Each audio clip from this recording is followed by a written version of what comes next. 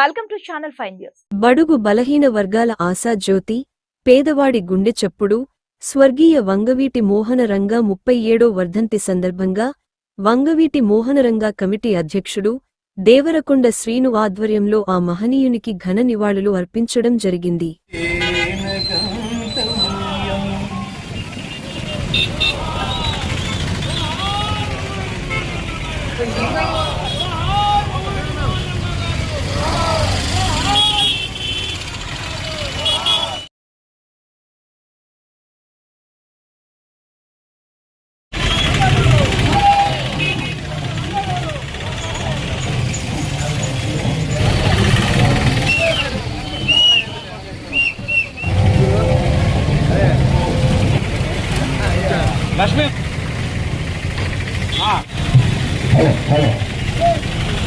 వంగవీటి మోహనరంగా గారి 37వ వర్ధంతి కార్యక్రమానికి విచ్చేసినటువంటి కుల మత ప్రాంత పార్టీలకు అతీతంగా వారి మీద అభిమానం అవ్వచ్చు, వారు చేసిన సేవలు అవ్వచ్చు, వారి మీద ఒక మంచి ఉద్దేశంతో వచ్చిన అందరికి కూడా పేరు పేరున ధన్యవాదములు.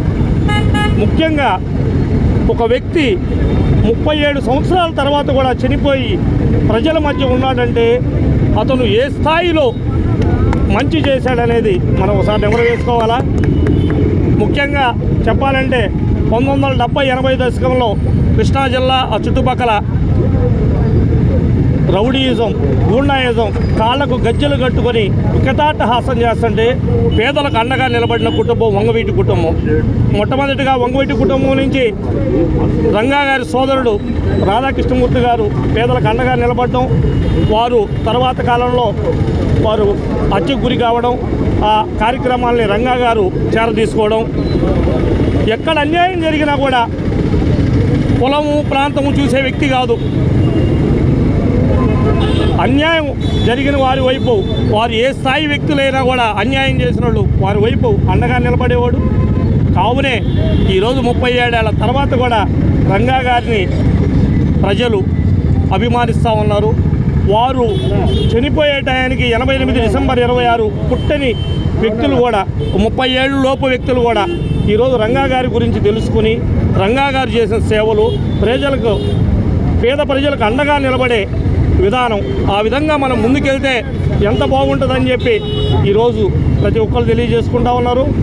ముఖ్యంగా రంగా గారి గురించి చెప్పాలంటే వారు ప్రజాప్రతినిధిగా ఎదుగుతున్న క్రమంలో ఒక చెప్పులు కుట్టే ఆదామని అతని మిత్రుడు వారిని విజయవాడ కార్పొరేషన్కి కార్పొరేటర్ చేశారు. ఆ రోజు చాలా ఉన్నత వర్గాలు వ్యతిరేకించినప్పటికి కూడా.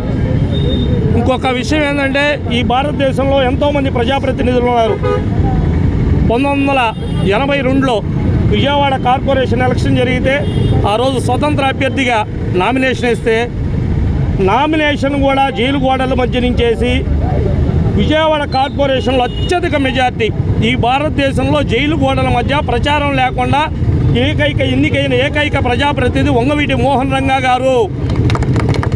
అటువంటి వారిని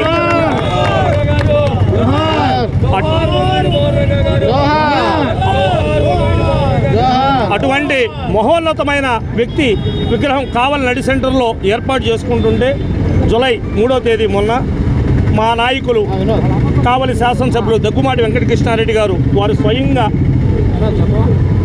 వారి పనిగా భావించి వారి తనయుడు రాధాకృష్ణమూర్తి గారిని, అదేవిధంగా మంత్రివర్యులు నిమ్మల రామానాయుడు గారిని, అదేవిధంగా మన జిల్లా మంత్రివర్యులు నారాయణ గారిని వాళ్ళందరినీ కూడా స్వయంగా ఆహ్వానించి అంగరంగ వైభవంగా ఆ రోజు కాంస్య విగ్రహం ప్రారంభించారు.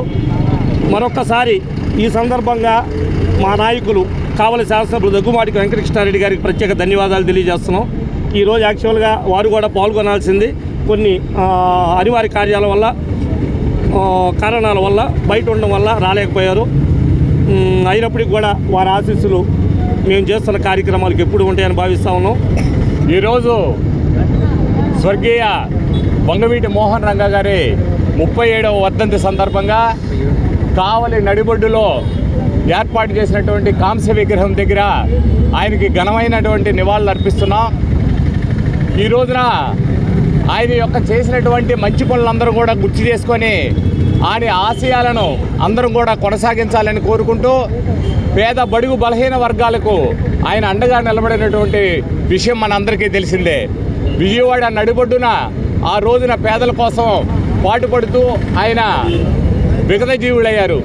అటువంటి మహోన్నతమైనటువంటి వ్యక్తి యొక్క ఆశయాలను మనం అందరం కూడా కొనసాగించాలనే ఉద్దేశంతో మన ప్రీతమ నాయకులు దగ్గుమాటి వెంకటకృష్ణారెడ్డి గారు ఆ కాంస్య విగ్రహాన్ని ఇక్కడ గత ఏడాది ఏర్పాటు చేయడం కూడా మన అందరికీ శుభసూచకం. ఆ రోజు మినిస్టర్లు అయినటువంటి పొంగూరు నారాయణ గారు, నిమ్మల రామానాయుడు గారి చేతుల మీద కూడా ఈ విగ్రహ ఆవిష్కరణ జరగడం మన అందరం కూడా ఆనందించదగ్గ విషయం. ఆయన యొక్క వర్ధంతి సందర్భంగా ఆయనకి ఘనమైన నివాళులు అర్పించడంతో పాటు పేద బడుగు బలహీన వర్గాలకు ఆయన చేసినటువంటి సేవలు ఎటువంటివి అయితే ఉన్నాయో అవే సేవలను మనం కూడా ఆయన ఆశయాలను కొనసాగించాలని కోరుకుంటూ కావలి పట్టణ తెలుగుదేశం పార్టీ తరఫున ఆయనకి ఘనమైనటువంటి నివాళులు అర్పిస్తున్నాం. మోహన్ రంగా గారు జోహార్, వంగవీటి మోహన్ రంగా గారు. మన భారత జాతి గర్వించదగ్గ బడుగు బలహీన వర్గాల అధినేత వంగవీటి మోహన్ రంగా గారిని స్మరించుకోవటం ఈ రోజున చాలా ఆనందంగా ఉంది. ఆయన వర్ధంతి ఈరోజు.